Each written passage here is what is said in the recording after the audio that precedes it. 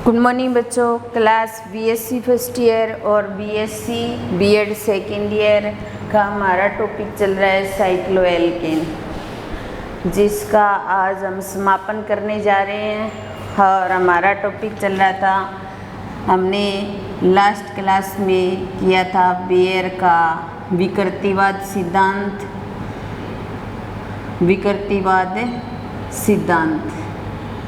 Bear के विकृतिवाद सिद्धांत के आधार पर बेयर नामक वैज्ञानिक था, उसने क्या किया था, साइक्लोएल्केनों की स्टेबिलिटी बताने के लिए बेयर का विकृतिवाद सिद्धांत दिया था, जिसको हमने कर भी लिया।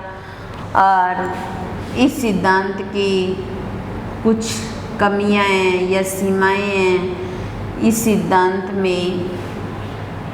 सिद्धांत को इतना बढ़िया देने के पश्चात भी इस सिद्धांत में कुछ कमियां रह गई थी, जिसको हमने हल भी किया था।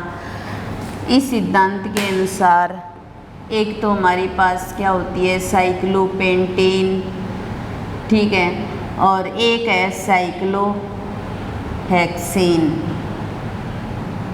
तो साइक्लोपेंटेन के अंदर विकृति निकाली थी हमने, लगभग 0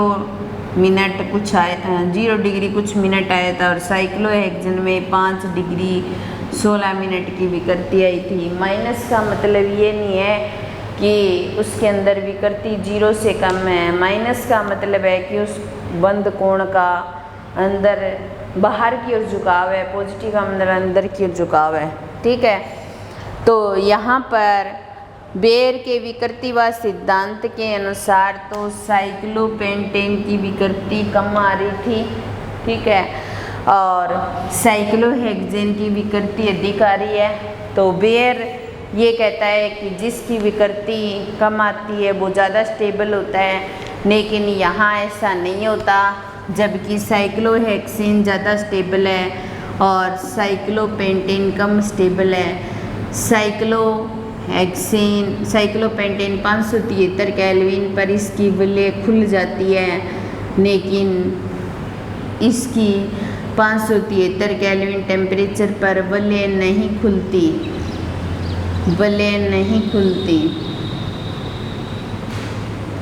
तो साइक्लोपेंटेन जो होता है वो 573 केल्विन टेम्परेचर पर अपनी वलय को खोल लेता है, जबकि साइक्लोहेक्सेन जो है वो 573 केल्विन टेम्परेचर पर अपनी वलय को नहीं खोल सकता या वलय नहीं खुल सकती। तो इसका मतलब ये हुआ कि साइक्लोहेक्सेन ज़्यादा स्टेबल है और साइक्लोपेंटेन कम स्टेबल है। होता तो ऐसे ही है कि साइक्लोहेक्सेन ज़्यादा स्टेबल होता है, लेकिन बेयर के सिद्धांत से ये बात स्पष्ट नहीं होती, इसलिए ये बेयर के सिद्धांत के अकॉर्डिंग एक कमी रह गई।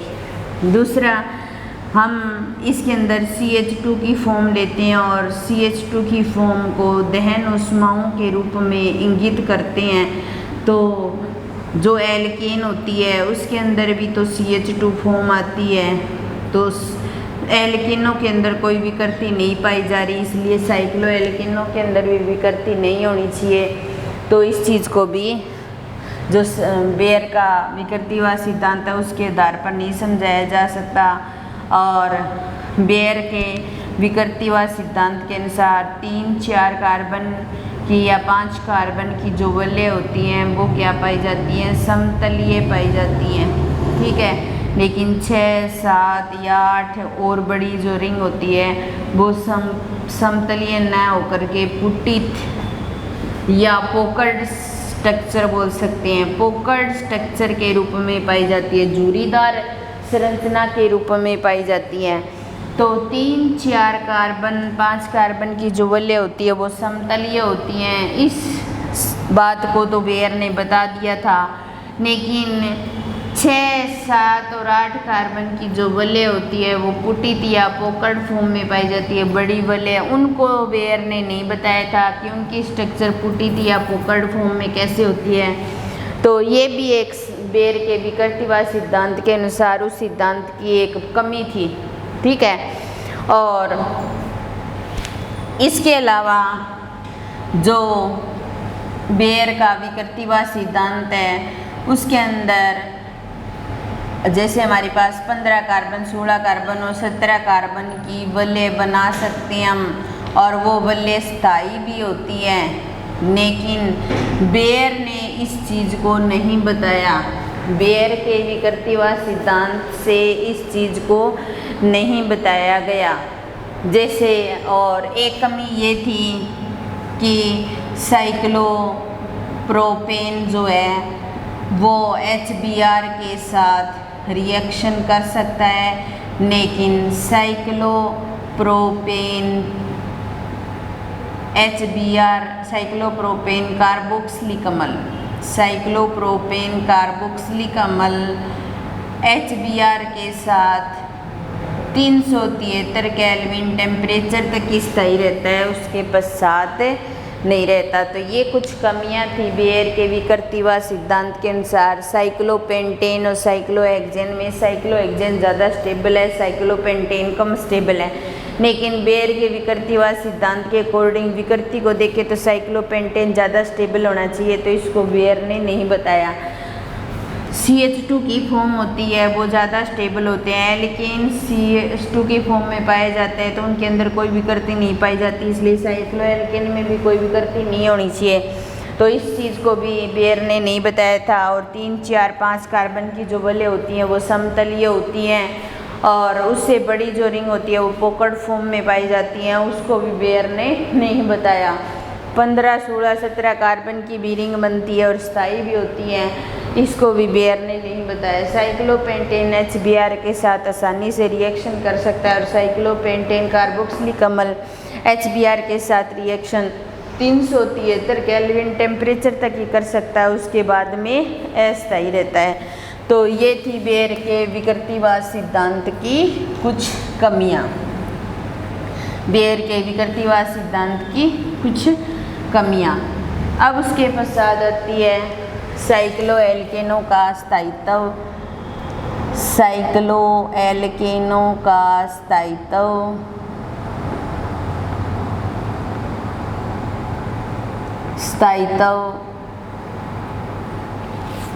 व दहन ऊष्मा।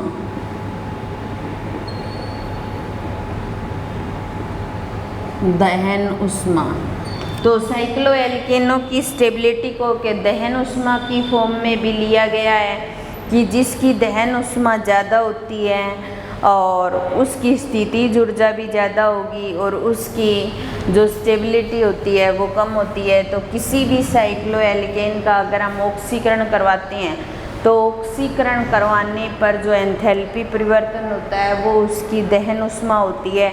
हम क्या करते हैं, किसी साइक्लोएल्केन को लेते हैं और साइक्लोएल्केन का दहन करवाएंगे तो उसके लिए एक इक्वेशन काम में लेनी पड़ेगी और वो इक्वेशन ये होगी। इस इक्वेशन के दौरान वैसे भी हम किसी का भी दहन करवाएं तो हमेशा ही क्या बनती है, CO2 और H2O। तो इसके अंदर दहन ऊष्मा की फॉर्म में लेंगे तो समान मात्रा में CO2 और समान मात्रा में H2O प्राप्त होंगे और साथ में कुछ ऊष्मा बाहर निकलेगी और वो ऊष्मा ही दहन ऊष्मा होगी। एंथैल्पी परिवर्तन जो होगा उसको दहन ऊष्मा के रूप में लिया जाएगा। तो इसके अंदर वलय विकृति की फॉर्म ली जाती है और वलय विकृति की फॉर्म में साइक्लोहेक्सेन के अंदर जो दहन ऊष्मा काम में ली जाती है 154.7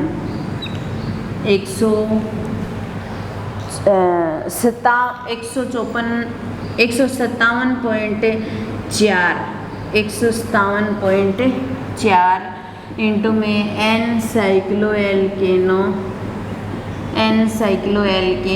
की दहन ऊष्मा। वलय विकृति को ऐसे निकाला जाता है, वलय विकृति जितनी ज़्यादा होगी वो उतनी ही कम स्टेबल होगी। इस फॉर्म को लिया जाता है।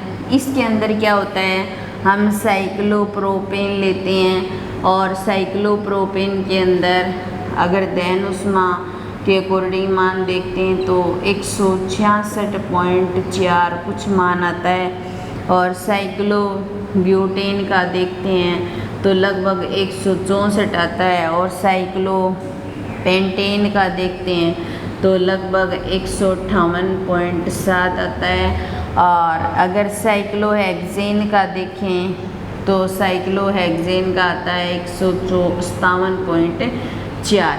तो लगभग इन दोनों का बराबर होता है। और इसी साइक्लोहेक्सेन के मान को लेकर के अपने क्या करते हैं, इसके अंदर n साइक्लोएल्केनों की दहन उष्मा को लेते हैं और वलय विकृति ज्ञात करते हैं। और वलय विकृति के आधार पर अपने क्या करते हैं, इनको ज्ञात कर सकते हैं इसी को आधार मान करके। ठीक है, तो साइक्लोप्रोपेन के अंदर इसका मान सबसे अधिक है, तो ये सबसे कम स्टेबल होती है। सर्वाधिक मान है तो इसलिए सबसे कम स्टेबल होती है। फिर उसके बाद में साइक्लोब्यूटेन इससे ज़्यादा स्टेबल होती है, इससे कम स्टेबल होती है। और साइक्लोपेंटेन साइक्लोहेक्सेन लगभग बराबर होती हैं, तो इनकी स्टेबिलिटी भी लगभग क्या होती है, बराबर होती है। तो इस प्रकार अपने कह सकते हैं कि दहन उष्मा अगर ज़्यादा होती है किसी की तो उसकी स्थितिज ऊर्जा भी क्या होती है, ज़्यादा।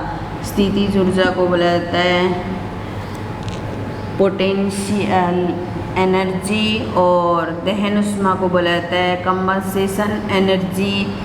ये भी ज़्यादा होती है तो स्टेबिलिटी का मान क्या होता है, कम होता है। स्टेबिलिटी का मान क्या होता है, कम होता है। तो साइक्लोएल्केनों की स्टेबिलिटी को दहन उष्मा के रूप में भी ले सकते हैं अपने। फिर उसके पश्चात ये तो बेयर के विकृतिवाद सिद्धांत हो गया हमारा। और उसके पश्चात एक सिद्धांत आता है सासे-मोर का सिद्धांत। सासे व मोर का सिद्धांत। और इस सिद्धांत का जो नाम है वो है तनाव वलय रहित सिद्धांत। तनाव वलय रहित सिद्धांत। तनाव वलय रहित सिद्धांत। तो बेयर के विकृतिवाद सिद्धांत को अगर एग्जामिनर ने नहीं दिया पेपर में तो तनाव वलय रहित सिद्धांत तो आना ही आना है निश्चित रूप से। तो इसके अंदर क्या था, दो वैज्ञानिक थे, एक था सासे और दूसरा वैज्ञानिक था मोर।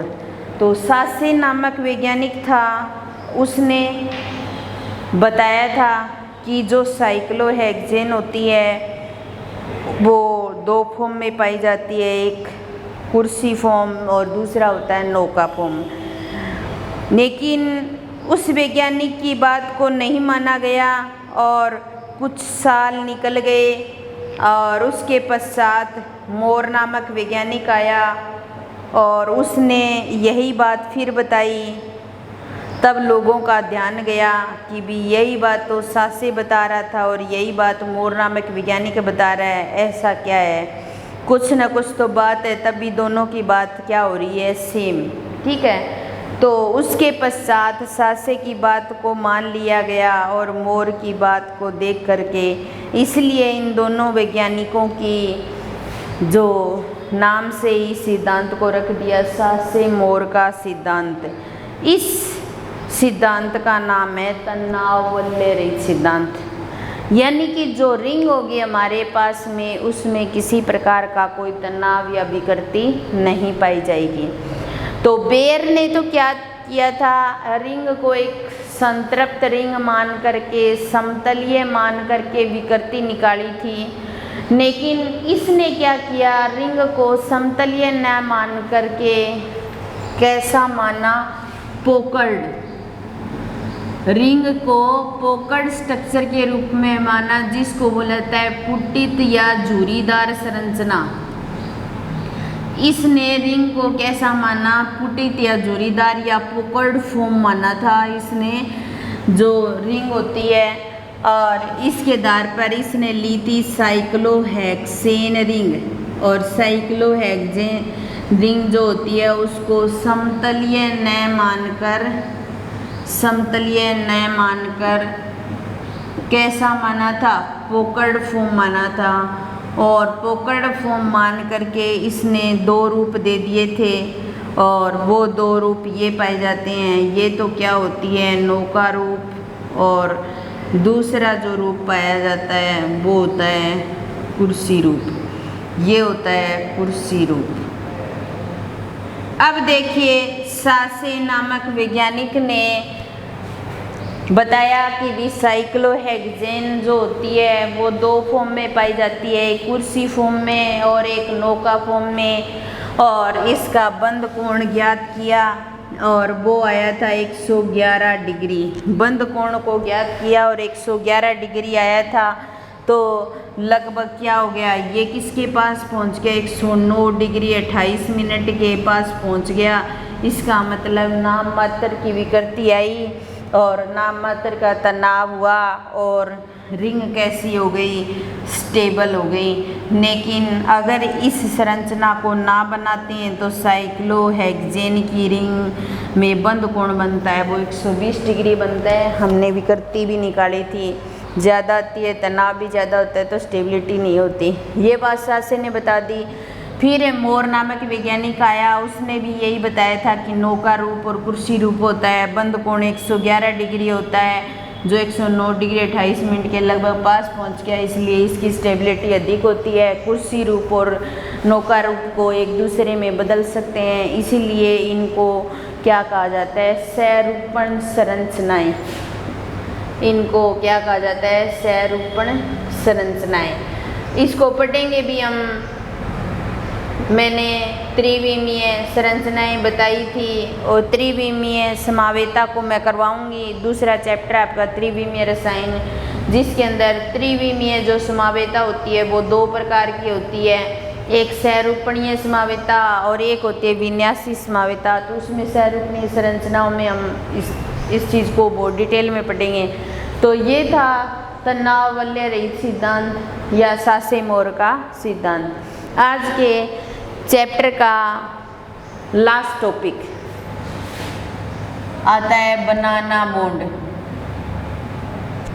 क्या आता है, बनाना बॉन्ड, या फिर इसको बोला जाता है केलाबंद।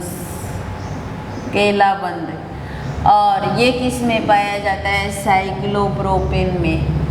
तो 3 नंबर का जो क्वेश्चन होता है उसमें ये निश्चित रूप से आता है इस चैप्टर से कि साइक्लोप्रोपेन के केलाबंद को समझाइए। साइक्लोप्रोपेन के केलाबंद को समझाइए, बनाना बॉन्ड। अब देखिए साइक्लोप्रोपेन को हम ऐसे शो करते हैं और साइक्लोप्रोपेन का जो कार्बन है वो sp3 संकरित है और बंद कोण 109 डिग्री 28 मिनट ना होकर के कितना आता है, 60 डिग्री। ये जो बंद बन रहा है वो 60 डिग्री। इसकी जो स्ट्रक्चर होती है वो होती है समबाहु त्रिभुज की तरह। कैसी होती है, समबाहु त्रिभुज की तरह। अब देखिए साइक्लोप्रोपेन के अंदर अपने जो बेयर का विकृतिवाद सिद्धांत था उसके अनुसार हमने, थोड़ा सा साफ कर लेती हूँ फिर समझाती हूँ आपको।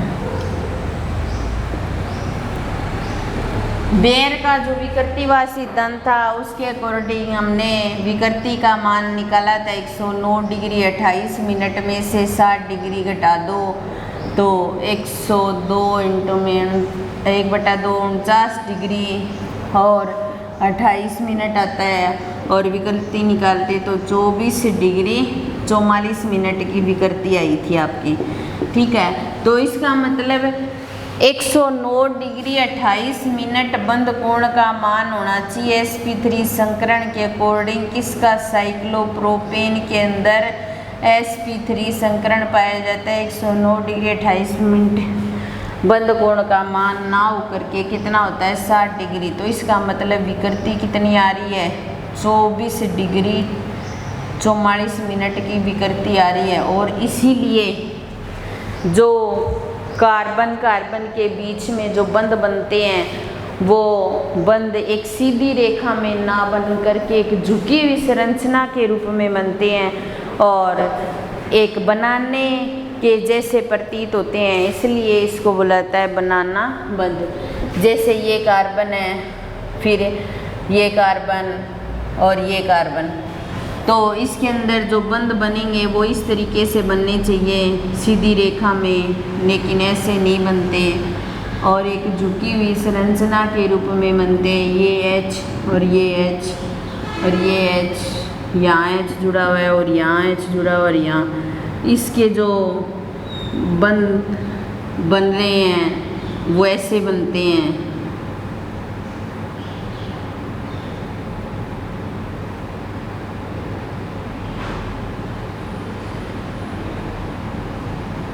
इनके मध्य अतिव्यापन होता है और वो अतिव्यापन इस तरीके से होता है, एक झुके बंद की तरह, और इसका जो बंद कोण होता है वो 60 डिग्री होता है। प्रत्येक कार्बन का 60 डिग्री बंद कोण होता है। यहाँ पर ये क्या करते हैं, अतिव्यापन करके सिग्मा बंद का निर्माण करते हैं। तो कार्बन तो क्या होता है, sp3 संकरित होता है और ये एक सीधी रेखा में बंद ना बना करके झुकी हुई फॉर्म में बनाते हैं और बनाना के जैसे प्रतीत होते हैं, इसलिए बोला जाता है बनाना बंद या साइक्लोप्रोपेन का बनाना बंद।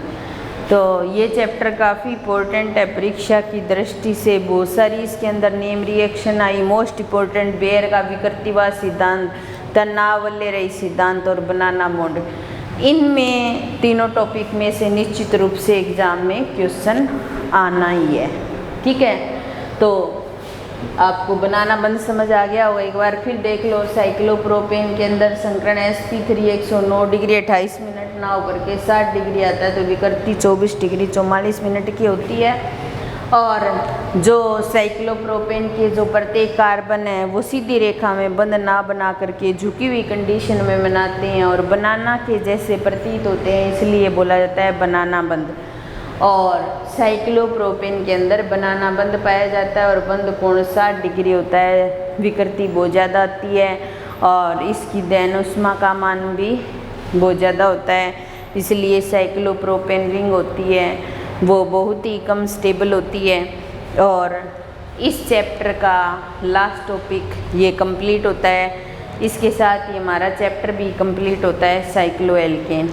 नेक्स्ट क्लास में नया चैप्टर शुरू करेंगे और बेयर के सिद्धांत को, तनाव वलय सिद्धांत और बनाना बॉन्ड को निश्चित रूप से आप अच्छे से कीजिए। परीक्षा की दृष्टि से मोस्ट इम्पोर्टेंट है। आज की हमारी क्लास यहीं समाप्त होती है। धन्यवाद।